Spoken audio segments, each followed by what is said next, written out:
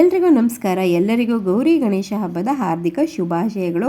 ಇವತ್ತಿನ ಬೆಳಕು ಸ್ವಲ್ಪ ಬೇಗನೆ ಸ್ಟಾರ್ಟ್ ಆಯಿತು. ಬೇಗನೆ ಎದ್ದು ಬಣ್ಣದ ರಂಗೋಲಿಗಳನ್ನೆಲ್ಲ ಹಾಕಿದ್ದಾದ ನಂತರ ತಿಂಡಿ ಮುಗಿಸ್ಕೊಂಡು ಬೇಗ ಅಡುಗೆ ಕೂಡ ನಾನು ಮುಗಿಸ್ಕೊಂಡೆ. ಅಡುಗೆ ಎಲ್ಲ ಮುಗಿಸಿದಾದ ನಂತರ ನಾನು ಗಣಪನಿಗೆ ಪ್ರಿಯವಾದಂತಹ ಪಂಚಕಜ್ಜಾಯ ಮತ್ತು ಮೋದಕವನ್ನು ಮಾಡೋಣ ಅಂತ ಇದ್ದೆ.